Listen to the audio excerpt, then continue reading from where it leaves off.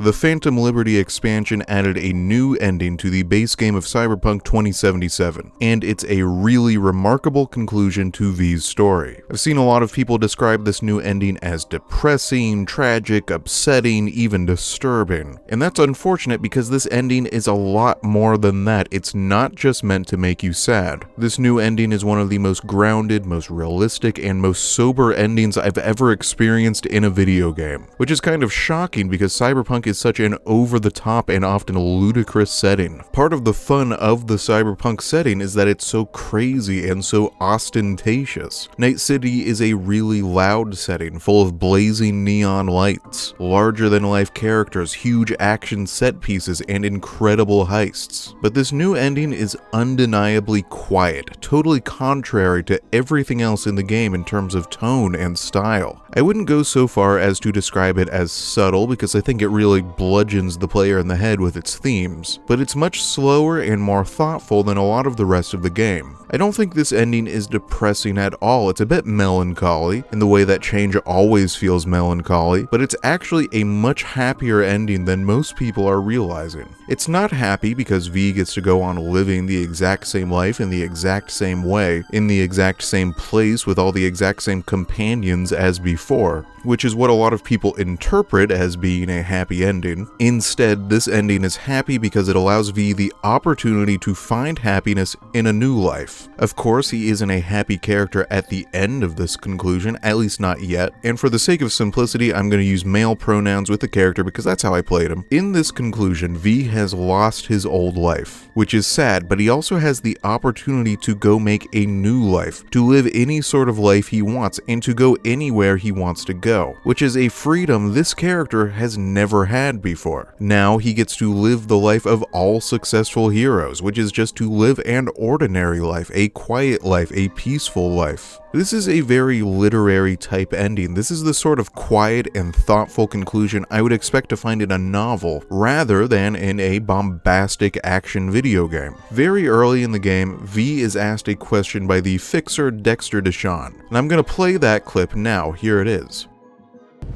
Mind if I ask you something right off the bangle? Would you rather live in peace as Mr. Nobody, die ripe, old, and smelling slightly of urine, or go down for all times in a blaze of glory, smelling near like posies, without seeing your 30th? If you look at these dialogue choices, you'll notice that we can only really choose to say yes, even if the player would prefer to say no. Because V is not just an avatar for the player, V is an actual character with his own motivations and dreams separate from whatever the player wants. And at this point in the story, V would rather die in a blaze of glory. V wants to become a legend and not necessarily a living legend. With this new ending, the writers have finally allowed V to make a different choice. To, as Deshawn puts it, live in peace as Mr. Nobody, die ripe, old, and smelling slightly of urine. Cyberpunk 2077 is a story about the quest for survival. All V wanted to do was live. Well, this is life. This ending is what life is. This is what he was fighting for all along, even if he didn't quite realize it. Change is life. Losing touch with old friends is life. Becoming physically incapable of doing things you used to do is life. Moving to a new place, a new job, is life. But I'm getting way ahead of myself here. To understand this ending, you really have to understand all the choices that led up to it, the whole journey. What I want to do now is follow this conclusion from its beginning to its end, from the first choice to the last, to explain why this isn't a sad ending, but actually an ending full of promise and potential. So, to reach this ending, V has to make a couple of serious, dramatic sacrifices. In order to live, he has to sacrifice the lives of others. The first step on the chopping block of survival is Songbird. I'm definitely going to do a full analysis of Songbird sometime because I think she's a really well-written character. Songbird is on a parallel journey to V. They are both fighting for the same thing, survival. Songbird is willing to do just about anything to survive, lie to anyone, manipulate anyone, sacrifice anyone, sort of. Songbird tries to have her cake and eat it too by both sacrificing people and then trying to save them afterwards, by always playing both sides, and it predictably blows up in her face most of the time. It's also worth noting that for Songbird, survival means more than just being alive, but we'll discuss all that more in a Songbird-focused video later. For now, the point is that in this setting, which is a very pessimistic and cynical setting, even more pessimistic and cynical than real life in some ways, survival means sacrifice. In Night City, if you want to survive, you have to sacrifice someone else, a lesson that both Songbird and V learn. The only way V can live is if he forces Songbird into a fate that she describes as worse than death. This can happen in two ways. First, after a pretty wild and desperate flight, Songbird loses everything and basically begs for death. V must then refuse and allow her to be captured by the FIA instead. This is arguably actually the better path, since you could tell yourself that you are saving her life, even though she makes it clear that she doesn't want to live, and that she believes being captured would be worse than death. Because in the other path, after a furious battle through a spaceport, a weakened Songbird reveals that she was lying all along, that she was never going to help cure V, that she always planned to take the only cure for herself. Then you have to take a Songbird who very much wants to stay alive, and who has fought her way all the way to the very threshold of survival, and betray her, sell her out, actively choose to trade her life in exchange for a cure. Either way, V is trading her life for his own. It is a selfish choice. It is a cynical choice. But the sacrifices don't end there. V also has to sacrifice the life of Johnny Silverhand. While this version of Silverhand is an AI construct, he's also a sentient, conscious being, capable of thought, feeling, emotion, pain, and longing, just like any other person. You will develop a close relationship with him just by way of proximity, by how often you interact with him, whether you like it or not. However, there was really never any other way. Silverhand and V are two personalities inhabiting a single body, and that body is dying. In most of the previous versions, at best, V would get to live a few months more in his dying body. The new ending opens up a new path. Let V live a very long life in a damaged version of that body, and let Silverhand pass away. I'd like to play a couple clips of Silverhand's dialogue here so that we can better understand this choice. Say you told the FIA to stick their offer where the sun don't shine. Just don't make the call to Reed. We'll find another way. Do what now?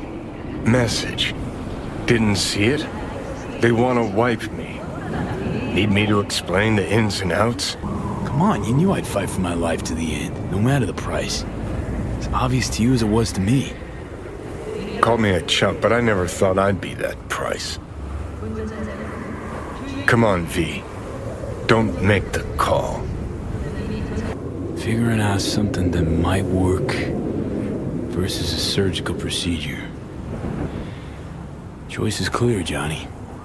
Raise and Reed on the hollow. So this is how it ends. How else do you see it playing out? It's my body.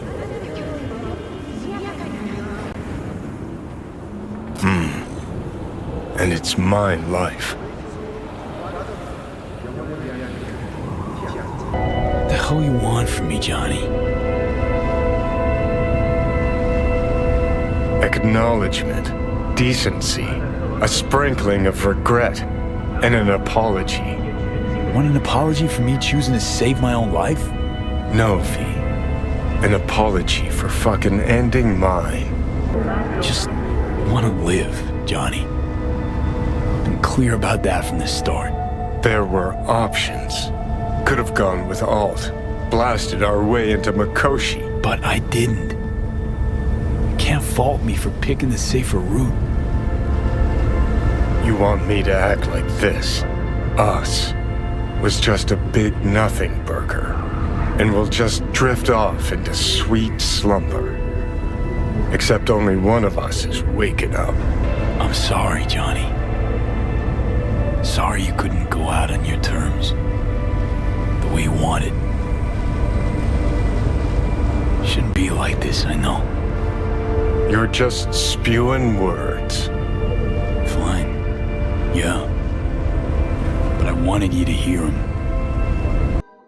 In this dialogue, Silverhand is essentially begging for his own life. At the core, Silverhand is saying, please don't kill me. It's an emotional plea. It's not a manipulation. It's a genuine plea asking for the same thing that V is fighting for, survival. Silverhand is still pretty stoic about it. He has too much self-respect and too much dignity to beg outright. In the end, he'll do the only thing he can do, which is fade away into nothingness after one last look at the skyline of Night City. For the writers, the primary purpose of this dialogue is to get the player to feel the weight of this decision. They want you to feel like you are sacrificing another person's life for your own, and that person knows you are doing it, is hurt by it. Silverhand is a complicated character, a terrorist, an asshole, but also something of an idealist, someone who really seems to believe that he can fight and rip and tear his way into a better world. And in this ending, V chooses to silence Silverhand forever, both his rage and his idealism, for the sake of his own survival. It's a totally understandable choice. It's a sympathetic choice. It's a choice a lot of us would make in his place, but it's still a selfish choice. It's an ugly choice. It's never pretty when you choose yourself over someone else, even when that choice is justified. We humans are social and empathetic creatures. We don't like hurting others, even when there's no other way. Of course, V doesn't get to sacrifice all these people, hurt all these other people, and then everything just goes back to the way it was. Happy and dandy, no consequences. Narratively, choices as dramatic as these require dramatic consequences. It would be thematically unsatisfying if V got to move on scot-free after all this. It would be bad writing. So now let's watch another clip to see exactly what that narrative thematic consequence is going to be. Because there is one. Deep invasive work on your nervous system. To cut the engram out safely. What's that even mean?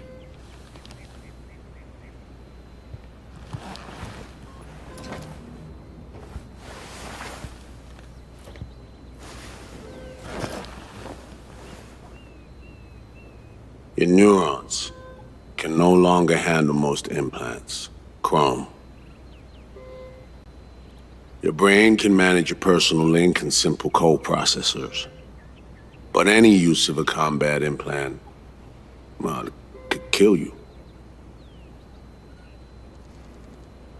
I'm sorry, V, but the life you used to know is gone. There's one other thing.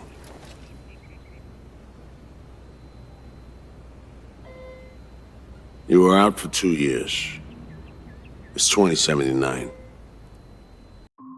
As far as narrative consequences go, I actually think this is pretty mild. V is getting off pretty easy here. In exchange for sacrificing two close friends, he gets to live on in a damaged body that is incapable of using combat implants. To be honest, that doesn't sound all that bad. Alright, so two notes here. First, the physical damage to V's body here is meant to narratively mirror the emotional damage that results from his choices. Second, his physical inability to return to his old life is also meant to narratively mirror the character's emotional inability to return to his old life. Okay, so let's rewind a little bit so I can fully explain both of these points. V sacrificed both Songbird and Silverhand to get here. You, the audience, are meant to develop an emotional connection with both of these characters. You aren't necessarily meant to like them, but the writers do want you to empathize with them, to understand the choices they make, to recognize the humanity of their choices. V, as a character, develops a bond with both of these companions. He comes to trust them, care about them, fight alongside them, go through hell with them. Betraying them is not an easy choice. Unless V is a sociopath who is incapable of empathizing with others, he will inevitably feel some guilt and shame for this choice, even if it is justified. He must feel emotional pain, experience emotional damage, in order to be a fuller character. A character who didn't feel even an ounce of guilt or shame or trauma from those choices would be a stale and shallow character. A lot lot of times in fiction, because emotional damage can be very subtle and difficult to portray, writers will have that emotional damage manifest itself in some physical way, some way that's easier for the audience to see. That's what's happening to V in this hospital bed. The damage to his body matches the emotional damage that his choices have caused him, gives the audience a way to sort of get a hold of that damage, to see it clearly, to understand its consequences. His inability to return to his old life is narratively doing something similar. When a character makes a choice as consequential and as dramatic as, I'm going to sacrifice this person's life so that I can live, that character can't ever go back to living their old life exactly the way they lived it before. Not because the world has changed, but because the character has changed. That kind of choice should fundamentally change the character in some way, in the same way that it would change a real person. But once again, that kind of change is very subtle and very internal and thus difficult to portray to an audience. Once again, writers will often try to find some physical way to show it to us. In the case of this new ending, the writers did two things. First, they damaged his body, wrote it so that he can't use combat implants anymore, can't be a mechanical monster mercenary any longer. But that's not quite enough. V could still potentially go back home, return to some version of his previous life even with this damage. So on top of that, the writers concocted this 2-year time skip. 2 years have passed since V made those dramatic choices. Now he really can't go back to his old life because his old life is gone. Everyone he ever knew has moved on. They've all been living their lives for these last 2 years. He can't just fit himself neatly back into those relationships. For most of them, there simply isn't room for him anymore. A lot can change in 2 years. People will change in 2 years. The purpose of all of this is to force V to change as well, to be changed by his choices. Except the character of V hasn't realized that yet, which we're going to see in this next clip, when V is offered a new path and he refuses it. Here it is. V, listen to me. Your body, it ain't going back to what it was. And Nancy's a city where you just won't manage. Not anymore. Please understand. I'd like to spare you that disappointment at least. Great. And what comes next? We truly appreciate what you did for us. We can set you up with a job here at Langley. And what would I do? Be your assistant? Errand rover? I know you're trying to help, but you damn well know that's not for me. I know I'd feel better seeing you off the street. This isn't my life, Reed. But it could be, given your old one is long gone. The first time I watched this scene, I was so frustrated by it. I could not believe that V was refusing to take this offer. Reed is offering him a solid government job with a guaranteed salary, what sounds like easy work, a decent work-life balance, vacation, sick leave, healthcare, retirement, a safer and more peaceful environment, a home near actual trees, nature, greenery. What he's really offering is stability, normalcy, safety. Maybe this is just a sign that I'm getting older, but how the heck do you say no to this offer? Especially if you have literally nothing else lined up as an alternative. But when I thought about it more, V's choice here made more sense to me. V just isn't ready to give up his old life yet. He's not ready to face the reality that, as a consequence of his own choices, of his traumatic struggle for survival, he simply cannot rewind the clock. He will have to have this new reality literally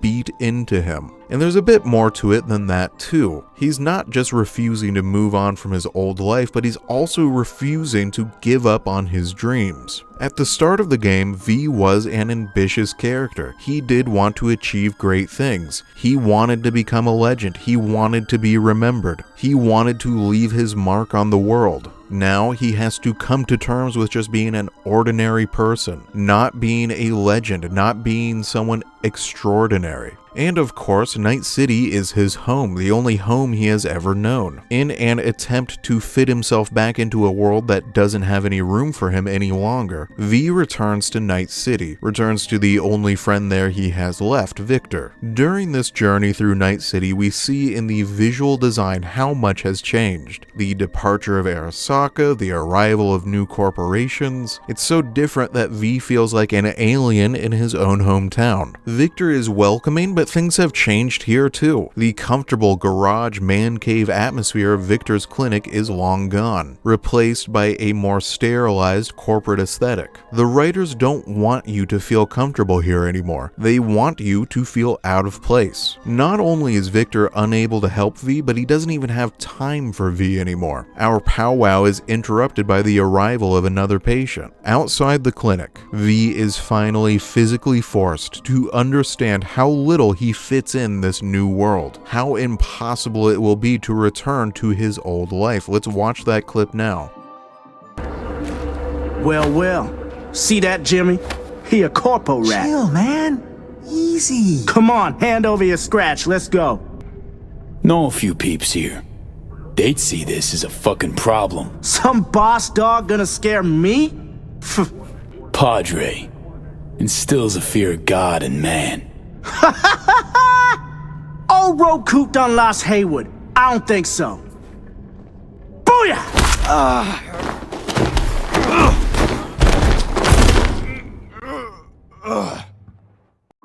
Throughout the game, V has battled with a lot of truly incredible opponents, like crazy monsters, and won. V himself is a crazy monster. He is a walking one-man army. Previously, these two jerkwads would be nothing to him, easily swatted aside. But he just isn't that character anymore. And being so easily beaten by these two nobodies is meant to demonstrate what a nobody V himself has become. This confrontation is the final nail in the coffin of V's old life. Lying on the filthy ground of a back alley, beaten and humiliated, V finally accepts that he must start a new life, must make a new choice. But this isn't really a bad thing. This doesn't have to be a depressing realization. That V has this choice at all is incredible. Previously, he had no future. He had no choice. He was dying. Now he has more choices than he knows what to do with, more opportunities than he even realizes. He had to make a lot of tragic sacrifices to get here, and he had to go through a lot of misery to actually accept his new circumstances. But now that he's here, now that he's accepted it, the whole world is open to him. He can go anywhere. I'm gonna skip past the pep talk with Misty and straight to the end. To finish this video, let's watch the very last scene in the game together.